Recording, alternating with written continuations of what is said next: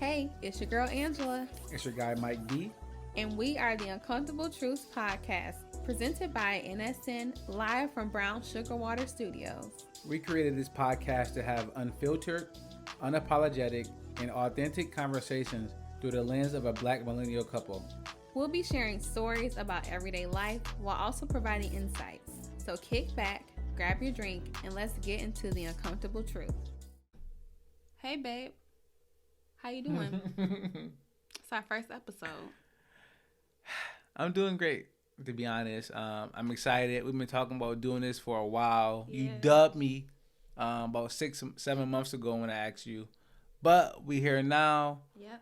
I felt like we found a time, and just I don't know, but like I feel like our voice is needed now to get out there and talk and just talk with the people and let them know what we think. I think right now is the time that we found that is much needed after the Trump era going into this new presidency. I think it's perfect time for us to start talking to the people. How you feeling? I'm just happy to be here. I'm really bringing this creative energy. I'm a Taurus, so I'm like an earth sign. I'm a creative. I'm sensitive about my shit. And, I'm just feeling good. I've been super excited. Been super bugging you about starting this podcast and moving me up on the roster or whatever. But that's how we do it. Just by sitting down on a Saturday evening, just starting to record while the dog is in the closet. You want to say something about the dog in the closet? Yeah, leave her in the closet. She's safe, so y'all don't have to worry about her. She's good in there. She want to be close to her parents. But her den. And she in her lady den. So she Gucci. So what we talking about today, babe? So today we talking about how the neighbors think that we are selling dope. The neighbors think we selling dope. Selling dope. I said the neighbors think I'm selling dope.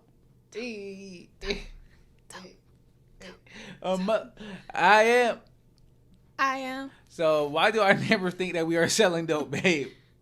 Well, cause we black. Okay. And I guess that's fair. Is that fair? It's fair. That's fair. We are the only black couple on this street, and it becomes obvious once we leave the house. I mean, it's obvious when we inside the house and we can see outside the window. I would say, we started off when it was just me and Mike living here. We moved in together. There was a black couple that lived next door. They had 2 Shih Tzus. We have a Shih Tzu, so I thought that we had a lot in common, but for whatever reason they moved. Good for them. Kudos. I hope they happy in whatever Neverland they in. But some new neighbors moved in that matched the demographic of the neighborhood, and I guess I'm gonna jump into the story. So the first time we met our new neighbors, I was like, babe, wouldn't it be crazy if our new neighbors are like, I don't know, just have like burnt red skin and have like a pit bull? Like, wouldn't that be something? Because we had Lita at that time, so I was like, man, I don't want to see a pit bull next to Lita. Like, I don't know too many good stories about pit bulls. And anyway, I grew up in Detroit, so I know what I'm talking about. But besides that, the first time we met our neighbors, I was super anxious. One, because I get anxious sometimes, and 2, because I'm like, oh my gosh, it's like a first meeting. Like, what's going to happen? So I'm sitting in the backyard. Summertime is sunny, I'm in the shade. I'm chilling. It's my me time. Like I said, I love the earth sign or whatever. And the first time I meet them, they start waving at me. I'm like, oh, this is Get Out. I'm like, where Mikey at? Mikey in the house doing something. So anyway, I wave back. I'm trying to be friendly. I got my shades on, so I left my shades up so they know I'm looking at them to make eye contact. That human, whatever, the human stuff. And then they say something, like the mom says something. She's talking about how she's like, these dudes' mom, and then the dude is like, ha ha ha, and I'm just like, I don't really want to talk to y'all, but I want to figure out who you are. And then the first thing the guy says to me is like, "Don't worry, we're good people." And by that time, Mike is outside. I don't know. I think Mikey, Angie senses was tingling. So Mikey was outside. And Mikey, feel free to jump in. But I was just taken aback because I'm like, yo, who starts with, "Don't worry, we're good people"? I guess it's a new development that I've never heard you call me Mikey a day in my life before. It's story time, so And you we've Mikey. been together for like almost 3 years, and now all of a sudden I'm Mikey. Well, it's story time. I respect that. Yeah, I was in the house because it was during the summer, and I was working from home, and then like I heard the neighbor talking over our fence, and I knew like, all right, this not gonna, it's not about to be good. So I ran, I threw my shoes on. I'm like, all right, what does he want? So I opened the joint, I opened the door, and there he is, just like, hanging out, waving, talking about, oh yeah, they got a pool, come over for the pool. I'm like, bro, I don't even know you. Right. Why come get in your pool? I'm like, yeah, whatever. Like, you and your pit bull, I'm good. No, they offered us beer. It's gonna be beer there, and I drink wine. I don't know. Right. It's just, but he got a little son. He seemed cool. He walked the dog a lot. He had nod me, so. Yeah. I don't know. But we got any more other stories? I just want to back up and say like where we live because I realized that we didn't say that. So got jumped to the story. So we live in Madison Heights. It's a suburb in Michigan. So it's about 10 minutes from Detroit. And moved here back in June with Mike.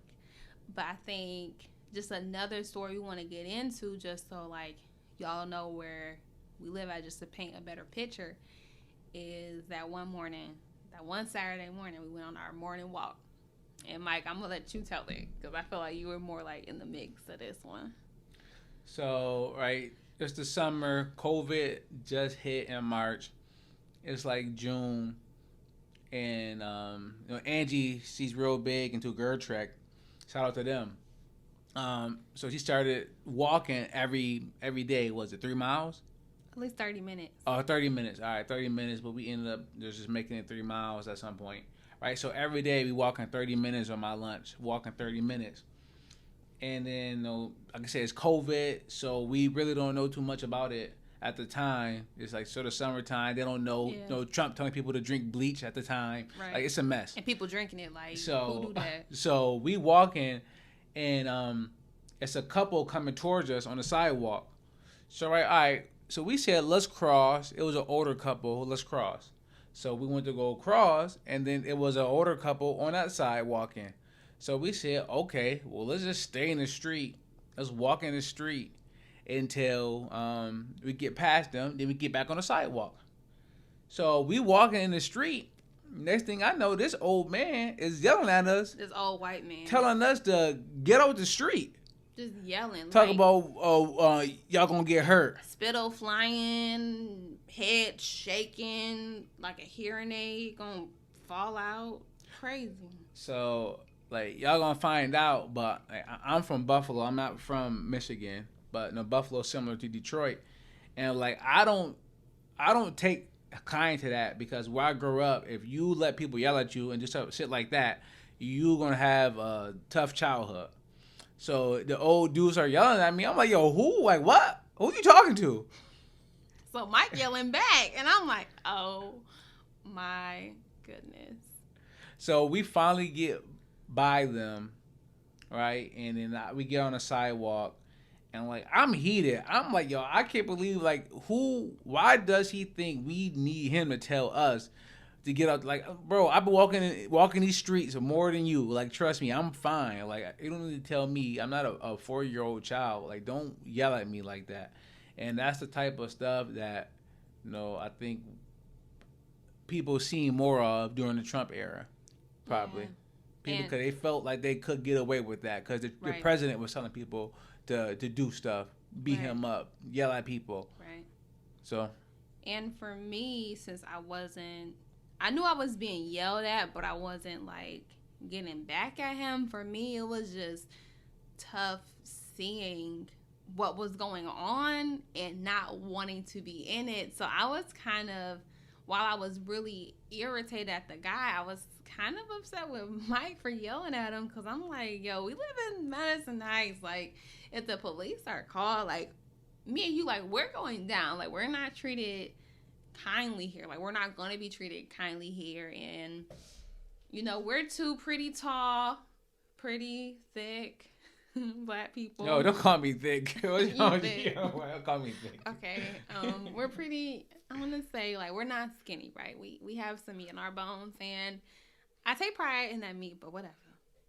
Me so too. All that to say, like, I after the fact, I was processing it with Mike, and I was kind of letting him know, like, yo, could we have handled that differently, and like just ignored him? Because my method was just to ignore. Because as a young woman growing up in Detroit, when like someone's like yelling at me in the street and it's a man, I just shut down. I act like they're not there, because that was me like just getting sexually harassed like a young girl. So I guess the young girl in me was just like, well, I'm not gonna say nothing. I'm not gonna yell, because one, Black Lives Matter. The police not gonna treat us right, and two, like, I'm a woman. I really don't trust nobody. I just want to get to where I'm going. So that's the hat that I put on. But at the same time, I don't think, well, looking back on it, I don't think Mike was wrong. I don't think I was right. I think just us as a couple, we just really just had two different ways of reacting. And that's what living in this neighborhood really showed us. So is there anything you want to add to that, Mike? Yeah, I just think, right, growing up in a Black neighborhood, right, it was, fight or flight. Mm-hmm. And if you flight one time, you're going to be running like forever. That's for like guys though. What about women? Yeah. I'm saying for me. Yeah. Right. So you talked about why you did what you did, and for me, like, my instinct was to like, no, you're not about to just chump me on it, like on the block. Right? Even though, like, right, it's a like white neighborhood. No, it don't matter. 90 years old, even though 80. It's a white neighborhood, it's still the block. It's still my block. You're not about to chump me on my own block while I'm with my lady too. Mind you, I am proud of Mike for standing up for us, because I understand that he like stood up for us. But at the same time, I'm just like, I don't trust this neighborhood at all. Like, he lucky it wasn't like one in me and my boys, because then it would have been like we probably would have pressed them. I don't care if you an old man or not. Like, yo, bro, you gotta chill out. Mike respects his elders, but this one was not about to get the respect. I'm not saying we wasn't gonna beat him up, but we would have told him like, yo, you can't be yelling at people. Yeah, he was out of line, spittle and all. It was just really uncalled for. So that's kind of what we dealt with a lot of during the Trump era, especially during like the lead up to the election. The Blue Lives Matter flags went up. Oh, so many the flags. Trump 2020 flags went up. Like dandelions, like just, I know, right? It was like just weeds. Oh my goodness! I was talking about the pickup truck with the two big old navy Trump flags just flying and wavering in the wind, and they just riding down the street, and they Trump the truck. Got hydraulics and got spikes on the hubcap covers and it's in a birthday caravan. Oh, we didn't even talk about the birthday caravan. So apparently people in this neighborhood, when it's someone's birthday, it's like they call the police to arrange an appointment to drive around the neighborhood, where the police like literally sounds their siren and they're honking and they're flashing their lights and doing the little honk honk, the sound that the police do. And I'm just triggered. When I first heard that, my heart started beating. I said, oh my goodness, like, what is going on? Little did I know, these people over here riding around with the police celebrating their birthday. I'm like, man, forget your birthday. Because that's just so triggering. It just shows me like, yo, living in this neighborhood is just not for me. And like the Biden signs went up, but at least 2 Trump signs went up for every Biden sign. It showed the difference, because when they made that noise, the reaction that I had was to Like, yo, oh, the police is out. It's like, what's going on? Right. Versus grab like, grab the sticky. What grab up? the sticky. What up? Versus like the white people, our neighbors, they was like came out cheering and like happy, waving at the police. Like I turned into defense mode, and they said, "Hey, oh, it must be a party outside." So that's just kind of like what it is living here during the Trump era. But now that is done. Your guy, Sleepy Joe, is in office. He's not my guy. Well, Sleepy Joe is in office. Sleepy Joe Biden and Kamala. Shout out to Kamala, first Black VP.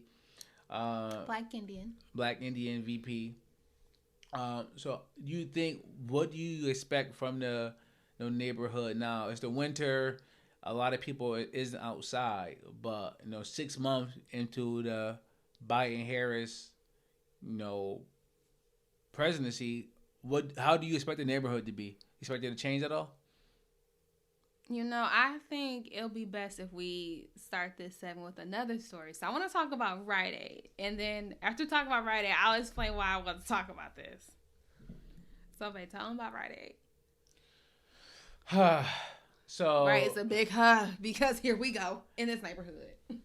So let's say a situation happened like Rite Aid, maybe like a month before, where Angie and I was skipped at Kohl's, and like we kind of let it slide, but it was a black woman behind the counter, and she like, hey, I seen that. Like, he was kind of rude to the woman.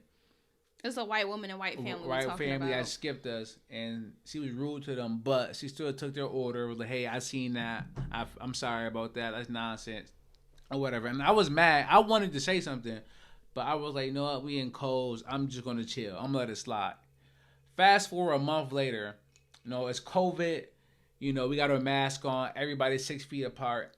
We are in the spot where it said, stand here 6 feet behind the behind the person in line. So we are standing there. The people are there for maybe about 10, 15 minutes taking the order. It's taking a while. I think it's a language barrier, so it just took a while. But we were cool. We were talking. We were laughing. Yeah. They get done. This white dude come out of Another nowhere. Old white man. Come out of nowhere and slap down his 12 case of beer. And I just flipped out and Rite Aid. I said, hell no. I said, that's not going down today. And they turned around like, what? I was like, yo, you just skipped me, bro. Like, you see me standing here. Cashier, you seen us standing here. You seen us. And now the cashier is like, kind of like getting nervous, like kind of like stuttering and stuff. She getting nervous. And next thing you know, I hear Angie, she going off now. Now the both of us are in Rite Aid, going crazy. Piping up. This dude was like, oh, I'm so sorry. I didn't see you. I'm like, yes, you better be sorry. Because we in 2020 were standing in line where we were told, and you took your white ass in front of us as if we were not standing here. So what, we just standing here? We're not looking at anything. There's no aisles around us. Just the cashier. So we're that invisible to you. So our presence doesn't mean anything. We're just taking up space that you knew to avoid, but yet you walked in front of us. So you saw us enough to walk in front of us, but not enough to stand behind us.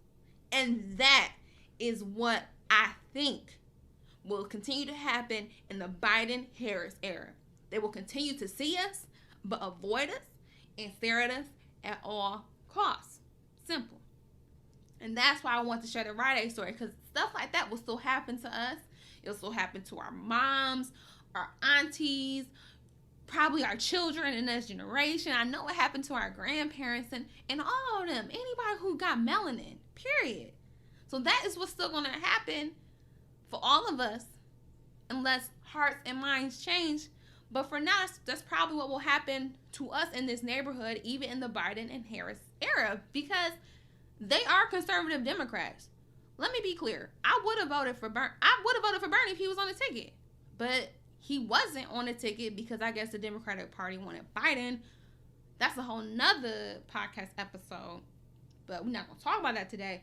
But all that to say, I have very their minimum expectations, because white people with privilege are still going to exercise their privilege. They're still going to be calling the police on us, and they're still going to be acting racist and using their prejudices and having that color their lens of us. Now, I think for the neighbors that know us specifically, because they see us walk in our cute little Shih Tzu, and that's in a whole nother episode. Like, now that people kind of recognize us because we walk that dog every day, twice a day, they may not mess with us, but anybody who looks like us that they may not know, they'll probably harass them. But we will still encounter those stares, because we didn't even talk about all the stares we got. Because we don't let stares get to us like that, but people be staring like they have a staring problem. And if some of my looks could damage some eyeballs, a lot of people be around here walking with different type of abilities or whatever. But all that to say, my expectations for this neighborhood are very low, and I can't wait to live in a neighborhood where I'm being treated as human. My children are treated as human. And I don't know if they even exist in this country, but I just want it to exist in my lifetime. That's all I want. Well, that's kind of getting into the next question then. Yeah. Where would you want to live in the future then? Like, once this lease is up, and we decide to do, whatever is next, whatever is best for us, our next spot, where would you want it to be? Man, I don't know. Babe, I'm going to pass that to you. I'm going to volley it back to you. And I want you to also add in your expectations for this neighborhood in the Biden-Harris era while you answer that question. Yeah, I don't want to, be a pessimist, but it might get worse. Right?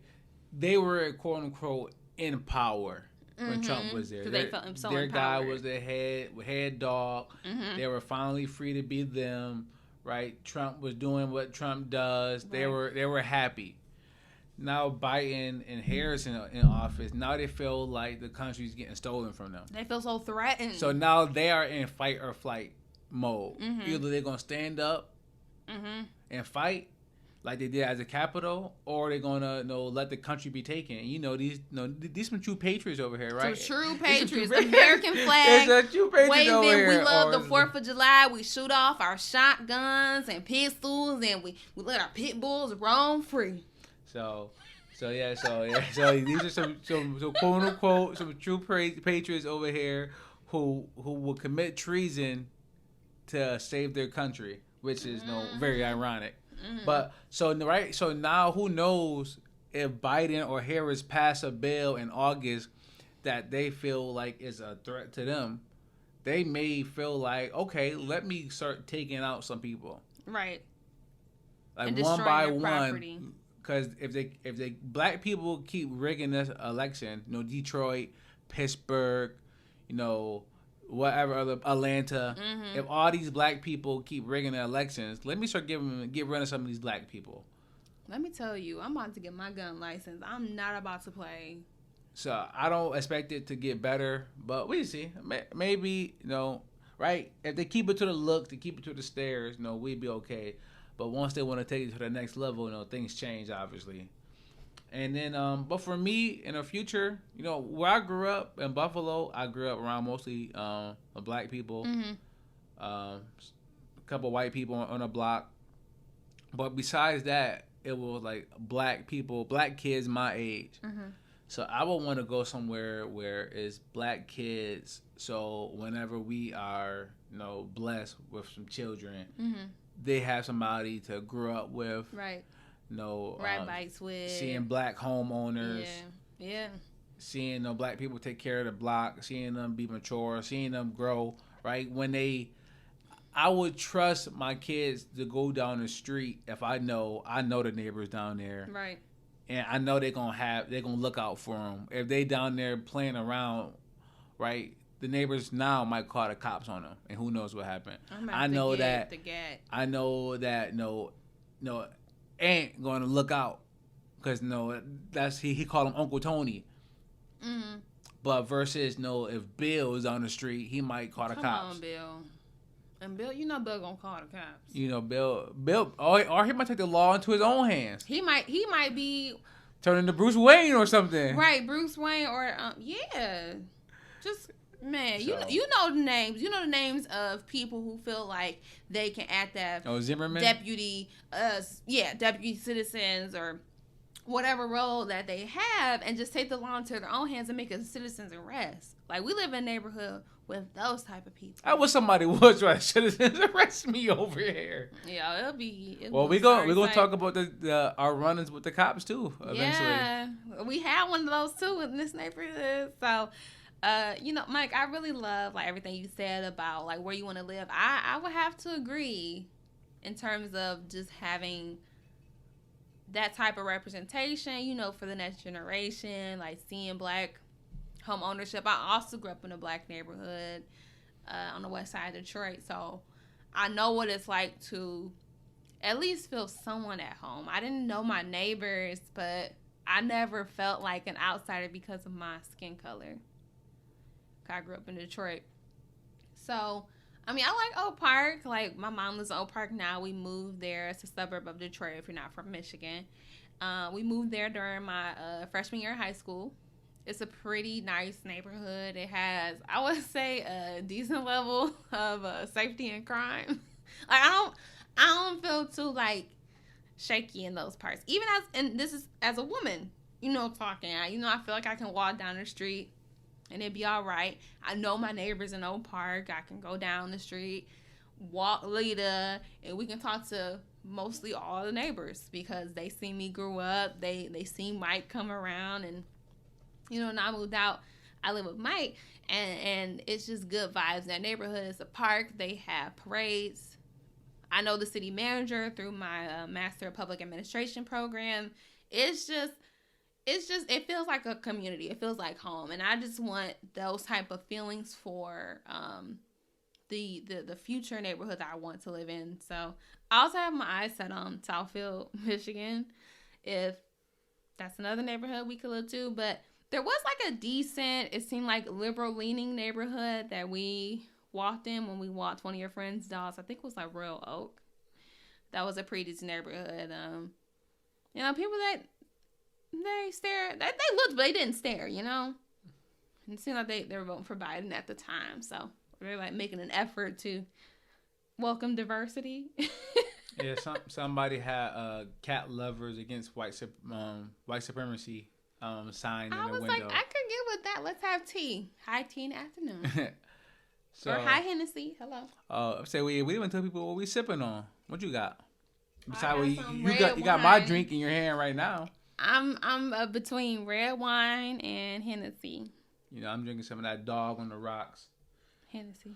So advice for potential homeowners or if you and your significant other looking for a spot, right? And y'all looking like if y'all want to get out the hood or do y'all want to like quote unquote, move up like the Jeffersons and go to a middle class white neighborhood, right? Just keep in mind, go over there, see if you see any Black people. If you see not, like, see how many American flags. Come on. I know, right? To hate the American flag is bad. I'm unpatriotic. I'm not saying that. I'm not saying, like, right? I got a lot of veterans in my family. I love my veterans. And just because you have an American flag doesn't make you a bad person, obviously. But if the whole block got it, right?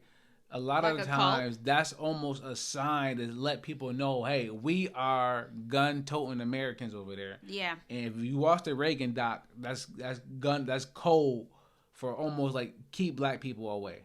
If you go over there and sell a whole bunch of Trump 2020 joints, you might want to say, I don't know. People still have those signs up. If the neighborhood still has those signs up, be mindful. It's not because they think Trump is getting back. They just want people to know I am a Trump supporter, so you know what that means. I probably supported the insurrection. I probably believe that my country is being taken from me, and I still have that sign up even after the election. And if you see a Blue Lives Matter flag, I would just say, just hit what the UE. Time it hit the is. UE, the rent payment ain't worth it. Worth it. The water bill ain't worth it. The gas bill ain't worth it. Ain't worth it. Trying to be nice to the neighbors ain't worth it. It's just not worth it. It's nice. We got about 3 Targets and like 2 Krogers, a couple Walmarts. Like everything is literally, throws away from us here. But I guess that's the one perk of living where we live. But given that I am on a budget, I don't even use them stores. So yeah, but so if y'all looking, just go over there. One time we went to go look at a spot. They had chickens. It was chickens next door. It was chicken next door. I was like, nah, we good with that. So keep your eye out for chickens. You know what I'm saying? If you could take a peek at the neighbors, see who the neighbors are. I'm a feeler and I'm a really sensitive person. So I say trust your gut. Like, try to have open mind, but trust your gut when you look at homes or your neighborhood. I say walk around the neighborhood. See how it feels to walk around. If you just want to get in some exercise, just want to have like a morning walk, evening walk. I say park the car and just walk around. You gonna move there? Shoot, get a feel of it. See how the sidewalk feel under your feet. Take a look at people's homes. Do they keep up their homes? Is it trash, lying around? Is it not trash lying around? Do neighbors pick up the dog poop? That's a whole nother thing, because people over here do not like to pick up the dog poop over here. Like, why are y'all so trifling? Pay attention. That's what I'm trying to say. That's my advice. Pay attention. And then, after the fact, sit down, talk to your significant other if you all are moving in together, and see if this is a good spot. We chose to live here because during COVID, it was hard to look at spots anyway. Like, people were not calling back my 313 number. Okay. And it was getting down to the wire, and we just decided to stay where Mike was previously renting with his previous roommate. And we decided to stay here, but I knew that staying here would have some type of cost during the Trump presidency and now, and trust me, I felt the cost. And I'm just happy to have Mike by my side as my man through this time. I couldn't imagine going through this time or these experiences with anyone else. Shout out to Mike. Shout out to Mike. But yeah, so I think that was a great first episode. I think we let people know who we are, how we get down, how we give it up. I got the sticky, so y'all better come correct. I'm gonna have a sticky y'all too. Better come correct. I am a 2-ayer. I am a 2-ayer. I'm a baby 2-ayer. Like, I'm a newborn 2-ayer. Like, I'm still in the womb 2-ayer. You know what I'm saying? Yo, like, we're gonna get birth soon. You and I were totally like on opposite ends of the spectrum. I didn't even used to be a pro 2-ayer. I never thought I was gonna hold a gun. I never thought I was gonna say, babe, if you go out of town, where's the gun? So just because I gotta use it, I can use it. I never thought I would do that, but until it's 3:00 in the morning and somebody banging on our door and you like, yo, where the sticky at? That happened too. Yeah, that's a story for later. That's a story for later. But I'm sorry. But living in this neighborhood, I'm like, yo, where the sticky? Like, keep it out. Like, when those people stormed the nation's capital, I put the sticky right in the living room with me. I said, all right. But I said, you turned into like Cleo from Set It Off while I was gone. Man, locks and all. Look, instead of braids, I had locks, but I was ready. I was ready. All right, babe, let's get out of here. But before we go, always remember, it's better to be woke by the uncomfortable truth than rot to sleep with a bed of lies. Talk to you all next week.